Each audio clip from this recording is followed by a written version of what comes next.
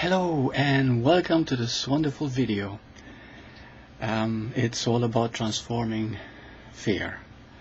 You know that fear is nothing to be afraid of. It's a lesson to be learned. Fear is really an ego. It's a self-image. And this image spends most of its life wanting to be in control. Because it's afraid of being controlled, afraid of being vulnerable, and also afraid of losing control. So, like a Sajola once said, 95% of our energy is spent protecting, defending, and maintaining our self-image. And it's all an image, imagination. And that's what ego is. Imagination, not realizing that we are the very love we want. So I'd like you to listen to the following video, which is an eye-opener. See you later. So let's discuss again why we want control, because that is the very crux of the matter. That is what the ego is all about. What we call the ego, the superficial self, is control. Okay? It's, in fact, it wants control so badly that it lives in fear of losing control, and also lives in fear of being controlled. Don't you dare tell me what to do. How dare you? You see? Why? Because I want to be in control so much that we're always on guard, not only of fear of losing control, but of being controlled. And that creates all the problems of humanity, believe it or not. If you go to a mental home or talk with any psychiatrist, I've been doing hypnotherapy for many years, and the only thing that I find is this need to be in control. Why? Because we feel we don't have it. Because we feel we don't have control. We're afraid. We feel vulnerable. But what is love? To be vulnerable. To be open. So we're afraid of love, aren't we? Because it is love which is vulnerable. Love which is openness. Love which is innocent. Love which is like this. You see? The ego is like this. Contracted.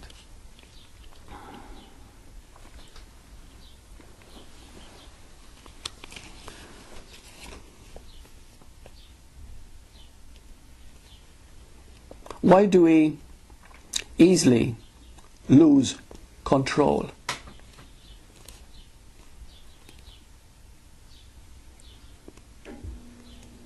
We never had it.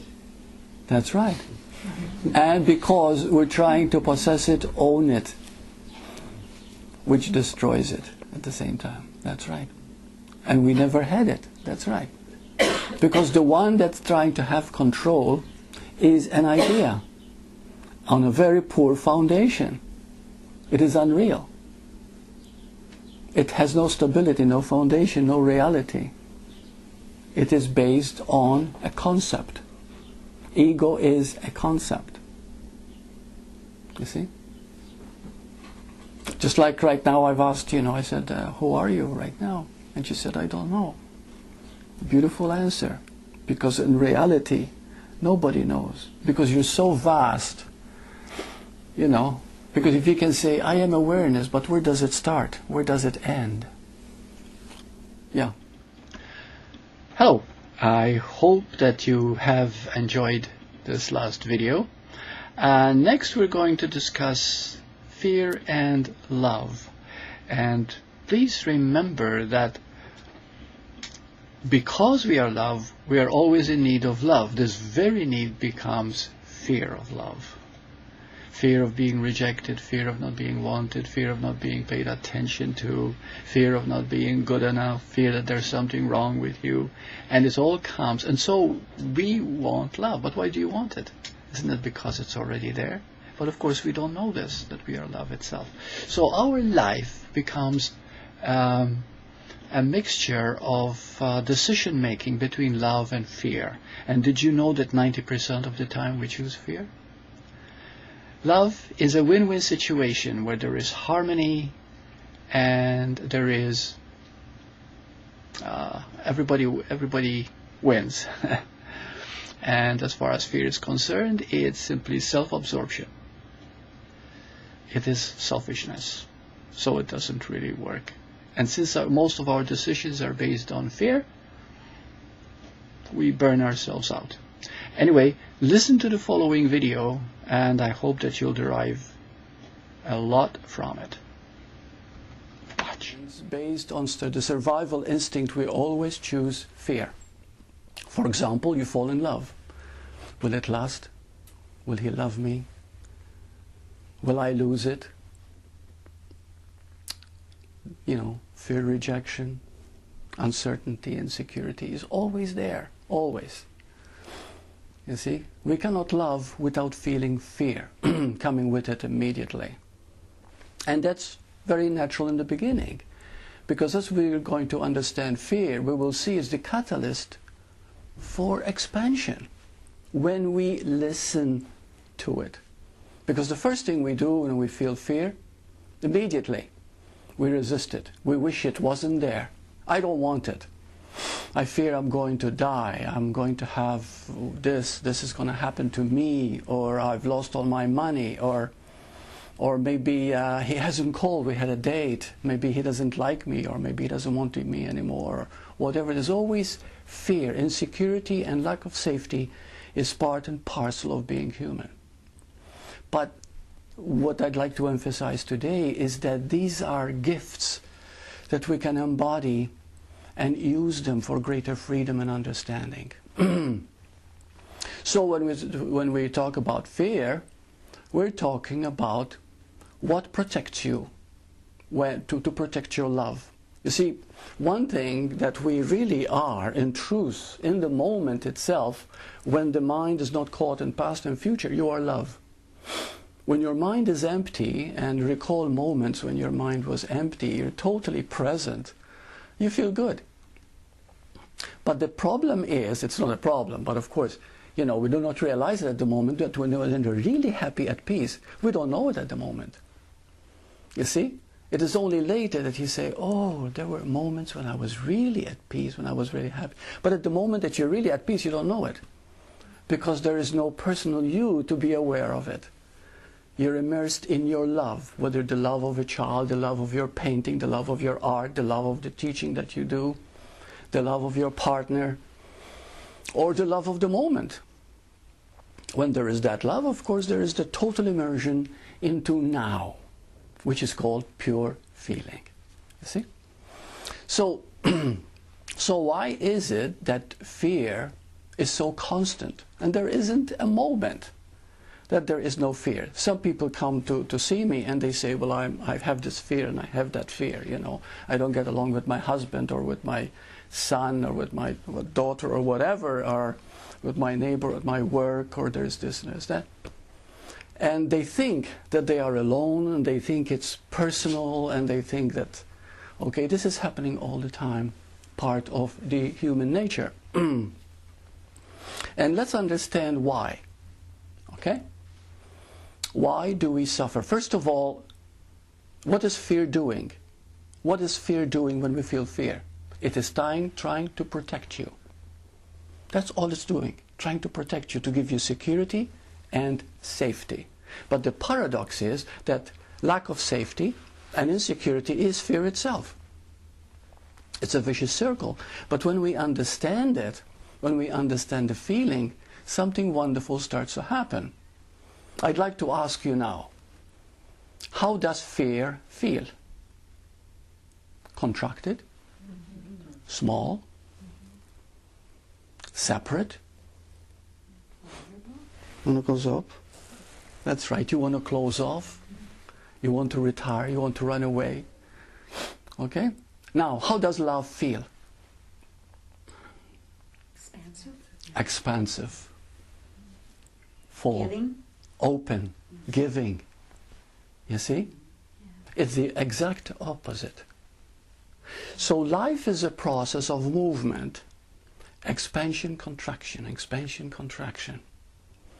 But the paradox is that the expansion, contraction, the roller coaster only happens on the human level. You are a human being. The being does not go up and down. The being is. That is something that the mind can't understand. But the moment itself is. Now when you bring a feeling into that isness, fear and love become one. That is something very hard to understand, but if we can grasp that, that is what awakening is all about. Because then every problem and fear that we have, we can use it. We can use it for greater capacity to love. You know, when people keep telling me they suppress their fear, and they're always doing that. Oh, I have a problem, you know. I don't get along with my husband, we fight often, and there's this fear, or I'm losing a lot of money, or this is happening, and that is happening, and there's this problem. And they make that problem so real that they're not dealing with it, they're not looking at what is happening inside them. Problems is a part of everyday life. You can never avoid problems, because that is the part of the human mind, you see? But when you start to avoid it, wish it was away, wish you didn't have this problem, this fear, the moment you do that, you begin to die. And I've seen this sad situation. People lose this ability to love because they've stifled fear. And when fear locks inside you, it becomes rigid inside you.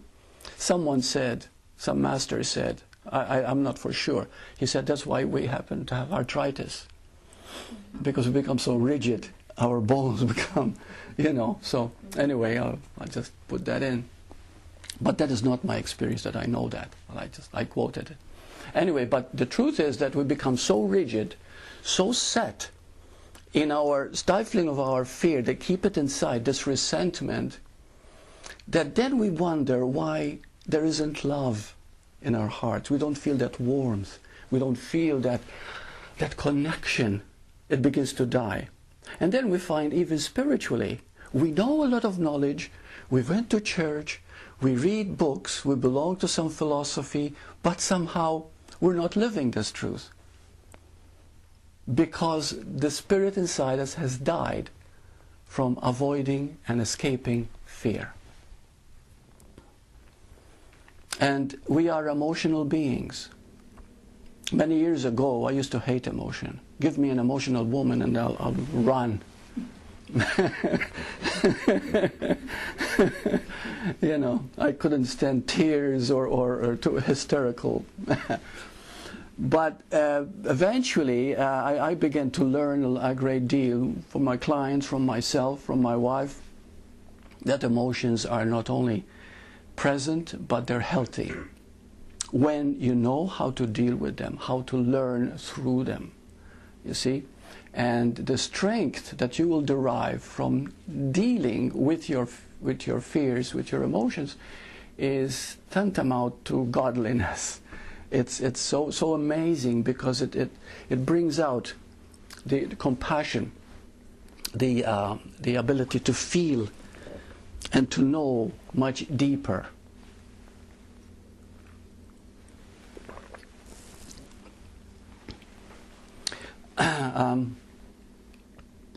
Now the key question is, how do we experience fear?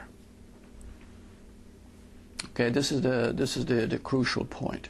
Okay, so let's go back to what we said before. Fear feels like contraction. Fear feels small.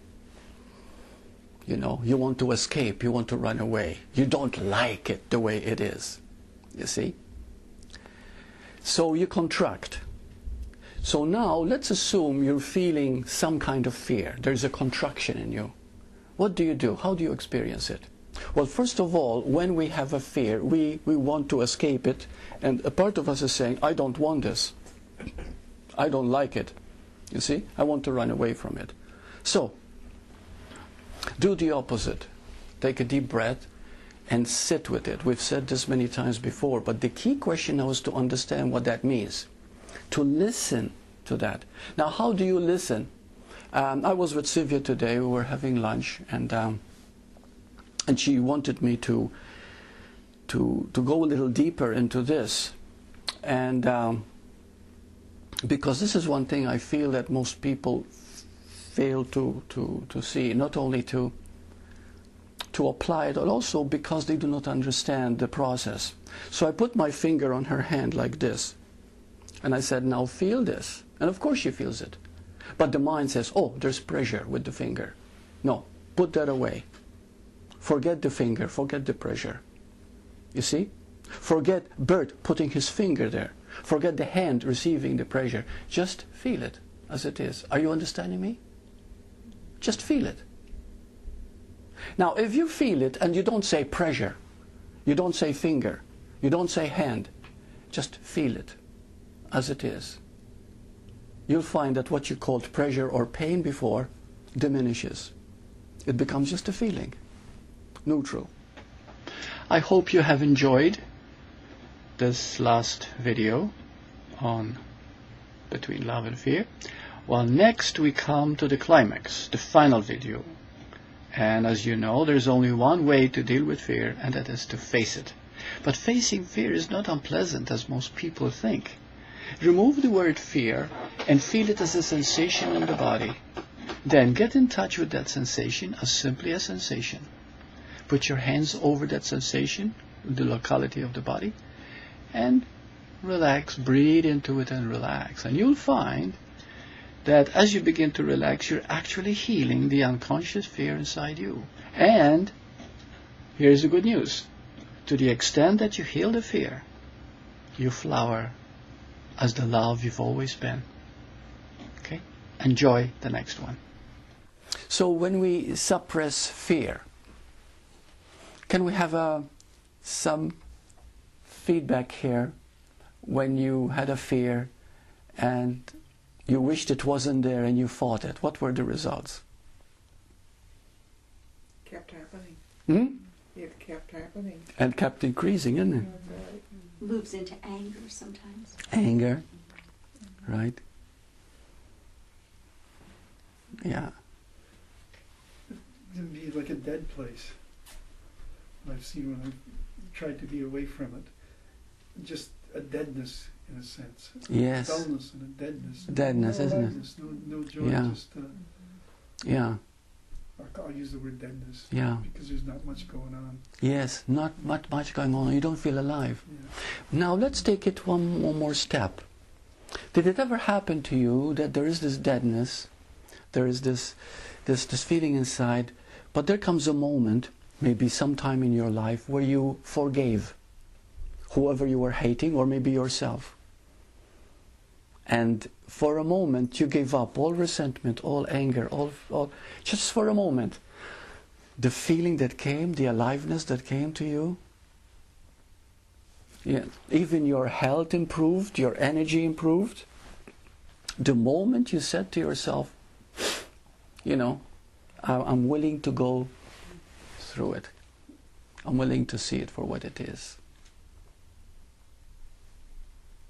A shift happens. Okay, now we're getting more directly here. The moment you meet fear and allow it to move. Now we can use words like forgiveness, we can use words like acceptance, we can use words like understanding, we can use these words, but let's do away with them. Let's talk about letting it move, letting it expand, give it space. Don't let it hold itself in, don't hold it inside you.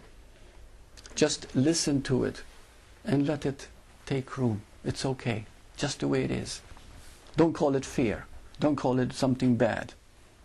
And you'll find it takes on a different feeling. So it's letting it be free to be what it is. Letting it to be free to be what it is. And then you'll come back to the feeling that you actually are, called love. You were never fear. Fear was simply survival. because we thought we were just a human. We forgot we are also a being, you see. Can I share something? Oh, please. Because it's on that, and it was something that Mhm. I thought, because of the physical effects of fear. Mm-hmm. I saw a program, it was on, I think, Beyond Chance. And it was an interesting story about this woman who, I think the story didn't show that that was the reason behind it, but I got what it was. She was actually going blind. Mm-hmm. Whatever she didn't want to see was turning her blind. Yeah. And before she was totally blind, it was her birthday. And her family said, well, you want to see the world still. She wanted to experience as much as she could through her eyesight that was left. And I can't remember who in the family was a skydiver, and said, well, if you skydived, I mean, you feel so alive. Right. When you jump from that airplane, you'll see the world the way it is. You have to have that experience before you go blind. And she said, well, if I'm going to go blind, I'm terrified of jumping. I don't know how I could possibly do that. And he said, but go through it, because you want to have that memory. And that did it. She said, okay, I'll jump. And she went on the airplane and she jumped. And she went through the fear. And as she was going down, something happened. She heard a pop in her head. And as she was coming down, her eyesight was getting better and better and better. And by the time she hit the ground, her eyesight had returned. Yeah. Completely. And I think what you're talking about is actually what had happened was everything that scared her actually was making her blind. That's right. When It she was went blocking through her. the fear, it was a blockage. And when she actually went through the fear of jumping, which was the worst thing, like you say, the fear of dying, And she did it. she did it. And that returned, Yeah. actually got rid of the blockage. Yeah. And her eyes. That's right. The energy Yes. started. And this is what spirituality really is, taking a risk. People think if they pray enough, if they meditate enough, if they chant enough, fine. But that doesn't make you grow. What makes you expand is that risk, to take a risk. The thing you fear the most, plunge into it and experience it fully, without calling it fear. Go into it, and when you do, then there is that breakthrough, that there is that release, you see? So if any of you have any fears, thank God right now, because you have your catalyst right there. You have the means, you have the greatest teacher. See, the greatest teacher is not someone who's talking in front of you. The greatest teacher is what's inside you. And to allow that to move, you see? And when you allow that to move, you internally explode, you see? You explode into clarity, into seeing. And that's the risk that we have to take. You know, the greatest risk, the greatest plunge is surrender. That's the greatest courage. To surrender to what is, just as it is. Thank you for that. That was beautiful. Yeah, yeah.